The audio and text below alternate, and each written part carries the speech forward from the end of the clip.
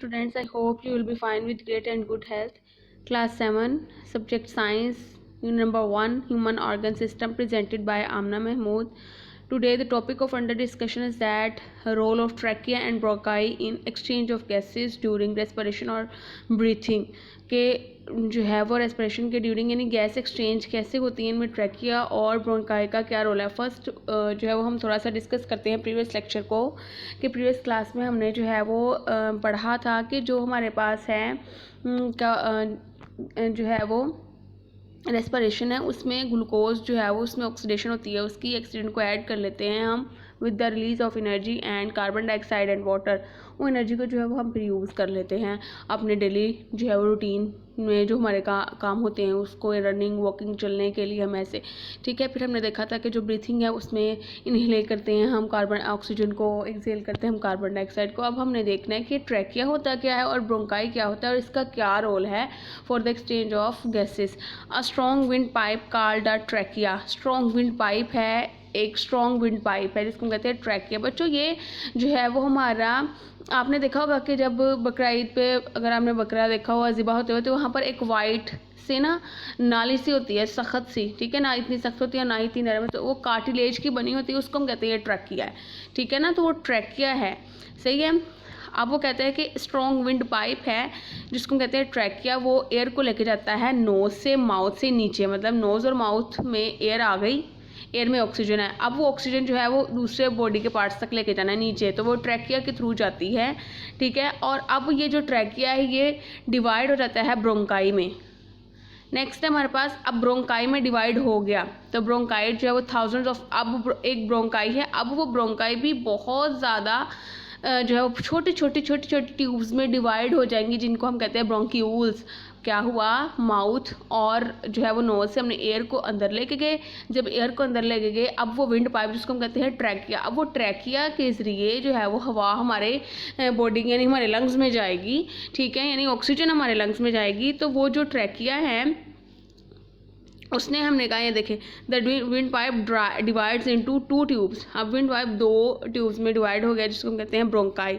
अब जो ब्रोंकाई है वो फिर फर्दर आगे बहुत छोटे छोटे ट्यूब्स में डिवाइड हो जाती है जिसको हम कहते हैं जो है वो ब्रोंक्यूल्स, ठीक है, विच एंड इन टाइनी, और ये जो ब्रोंक्यूल्स है एक टाइनी एयर सैक है, ठीक है, उसको हम कहते हैं एल्वोलाई, वहाँ पर ये एंड होता है। नेक्स्ट है हमारे पास, ये देखेंगे पाथ, उसने जो है वो आपकी बुक में से मैंने लिखा है, पाथवे है कि एयर ड्यूरिंग रेस्पिरेशन पहले नोस्ट्रिल्स नाक के जो नथने हैं उसमें गई, फिर नेजल कैविटी में गई, फिर लेरिंग्स में गई, लेरिंग्स के बाद ट्रैकिया में, फिर ब्रोंकाई में, फिर ब्रोंकाई के बाद ब्रोंक्यूल्स में और फिर एल्वोलाई में। एल्वोलाई तक काम खत्म हो गया।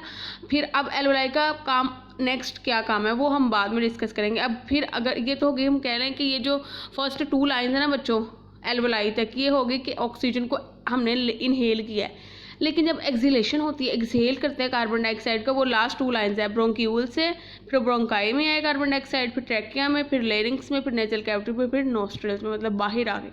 तो इसमें इनहेलेशन भी और एक्सहेलेशन दोनों ही है कि कार्बन डाइऑक्साइड को हम एक्सहेल कर रहे हैं और जो है वो ऑक्सीजन को हम इनहेल कर रहे हैं।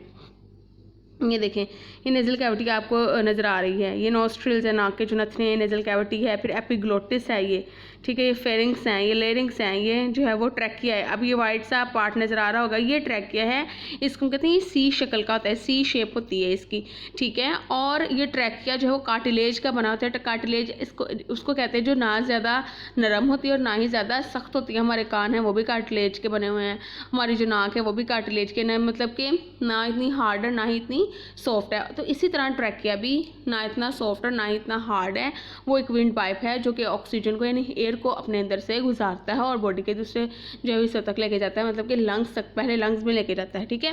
फिर ये देखिए यहाँ पर जो है वो प्राइमरी ब्रोंक्यूल्स लिखा है, फेफड़ों में आ गई ना, लंग्स में आ गई है ट्रैकिया। अब यहाँ पर जो लंग्स है ना इसमें ब्रोंकाई होते हैं, फिर वो ब्रोंकाई ब्रोंक्यूल्स में चेंज हो जाते हैं, फिर वो एल्वोलाई के एंड तक होते हैं। नेक्स्ट देखिए एल्वोलाई क्या है, each alveolus is surrounded by network, इसमें कैपिलरीज का नेटवर्क है, ठीक है, जो कि the blood arriving at the capillaries in the lungs is short of oxygen, ठीक है, शॉर्ट ऑफ ऑक्सीजन है ये इसमें, the blood arriving at the capillaries in the lungs में जो ऑक्सीजन है वो, ठीक है। एल्वोलाई है। अब एल्वोलाई क्या है? एल्वोलाई जो है वो थिन होती है, मॉइस्ट वॉल्स होती हैं इसकी। क्यों? एल्वोलाई क्या करती है? एक्सचेंज करती है गैसेस को। असल में यहाँ पर काम आता है, पहले तो जो ट्रैकिया उसने तो ऑक्सीजन को अपने अंदर ले आया है, वो जो है वो ब्रोंक्यूल्स तक वो काम हो गया। लेकिन अब एल्वोलाई का असल फंक्शन ये है कि क्या करता है? गैस का एक्सचेंज करता है, ऑक्सीजन को अपने अंदर ले आता है और जो कार्बन डाइऑक्साइड उसको एक्सेल करता है। तो alveoli have thin moist wall so that gases can pass through them easily. इसमें गैसेस जो है वो पास हो जाती हैं, इजीली पास आउट हो जाती हैं। ये लार्ज सरफेस एरिया प्रोवाइड करता है कि एयर के साथ इसका मैक्सिमम कॉन्टैक्ट हो। ठीक है, कि एयर जो है वो मैक्सिमम कॉन्टैक्ट इसके साथ हो, और हम इसको कहते हैं लार्ज सरफेस एरिया है। लार्ज सरफेस जो है वो एरिया है, ठीक है, और ये मैक्सिमम कॉन्टैक्ट करता है एयर के साथ।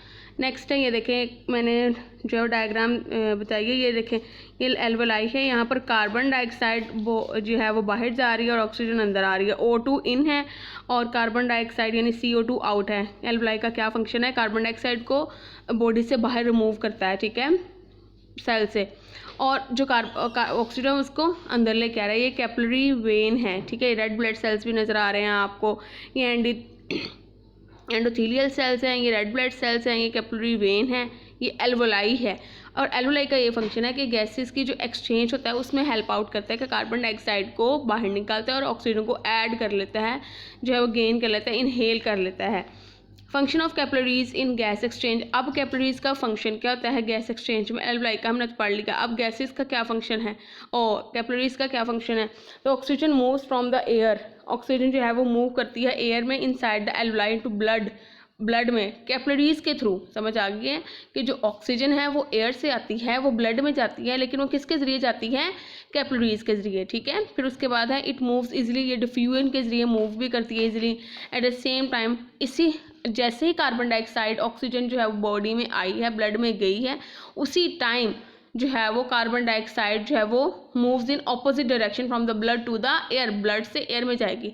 ऑक्सीजन जो है फ्रॉम एयर टू ब्लड आएगी, ठीक है, थ्रू कैपिलरीज, और उसी टाइम में जो कार्बन डाइऑक्साइड है from blood to the air, मतलब ब्लड से बाहर जाएगी। इसको हम कहते हैं कि कैपिलरीज का फंक्शन है गैसेस की एक्सचेंज में। समझ आ गई बच्चों कि ट्रैकिया जो है वो एक विंड पाइप है जो कि ऑक्सीजन को लेके आता है, ठीक है, लंग्स में। फिर लंग्स में ब्रोंकाई होते हैं जो छोटे छोटे ट्यूब्स में ब्रोंक्यूल्स में चेंज हो जाते हैं। फिर आगे एल्वोलाई होता है। एल्वोलाई का फंक्शन ये है कि वो जो है वो कार्बन डाइऑक्साइड को, उसमें कैपिलरीज होती हैं, वो कार्बन डाइऑक्साइड को जो है वो एक्सेल करती हैं और ऑक्सीजन को अपने अंदर इनहेल करती हैं, ठीक है। तो ये सारा फंक्शन आई होप बच्चों आपको समझ आई होगी। अपनी टेक्स्ट बुक से भी इसको देखें, और अगर कोई कन्फ्यूजन है तो आप मुझसे पूछ सकते हैं। ओके, अल्लाह हाफिज़।